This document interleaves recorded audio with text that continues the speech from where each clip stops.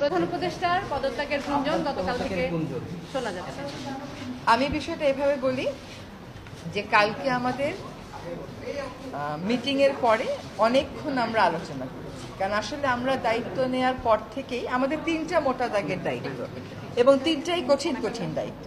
একটা দায়িত্ব হচ্ছে সংস্কার, একটা দায়িত্ব হচ্ছে বিচার, একটা দায়িত্ব হচ্ছে ইলেকশন।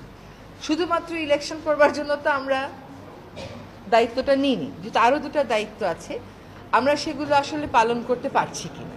কারণ আমরা দায়িত্ব নেওয়ার পর থেকে যার যত রকম দাবি আছে সব দাবি নিয়ে তারা রাস্তায় বসে যাচ্ছে, রাস্তা আটকে দিচ্ছে, একদম ঢাকা শহর অচল হয়ে পড়ছে।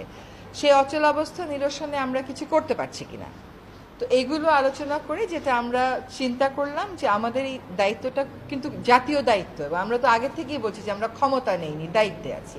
এই দায়িত্বটা পালন করা তখনই আমাদের পক্ষে সম্ভব হবে যখন আমরা সকলের সহযোগিতা পাবো।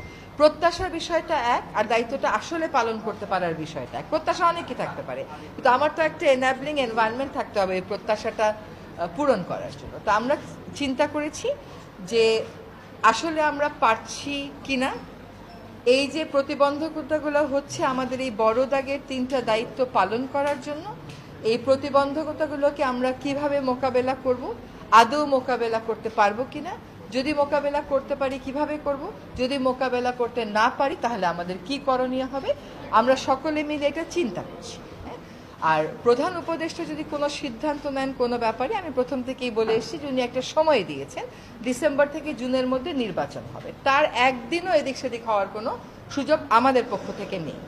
কাজে এইগুলো নিয়ে অন্য ধরনের কোনো কথা বলারও কোনো সুযোগ হওয়া উচিত ছিল না, কারণ বারবারই বলা হচ্ছে যে একটা সময়সীমা দিয়ে দেওয়া হয়েছে।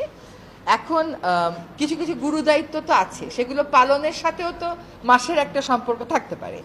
তো উনার যদি কোনো কিছু বলার থাকে, আমি নির্বাচনের প্রশ্নেও বলেছি, দায়িত্ব পালনের প্রশ্নেও বলেছি, ওটা আপনারা উনার থেকেই শুনবেন।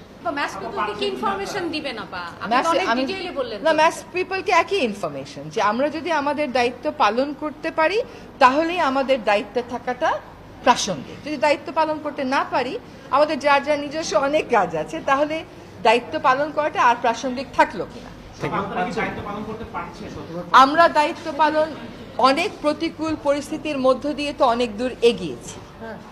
আমরা রিফর্ম কমিশনগুলো তাদের রিপোর্ট দিয়েছে, সেই রিপোর্টের উপরে রাজনৈতিক ঐক্য গড়ার প্রক্রিয়াটা শুরু হয়েছে, সকল রাজনৈতিক দল সেখানে পার্টিসিপেট করছে। এটা কি পারা না? এটা তো পারা। আমরা একটা নির্বাচনের সময়সীমা বলে দিয়েছি যে ডিসেম্বর থেকে জুনের মধ্যে অবশ্যই হবে, সেটাও একটা পারা। আরেকটা হচ্ছে বিচার, ট্রাইব্যুনাল একটা ছিল, এখন দুইটা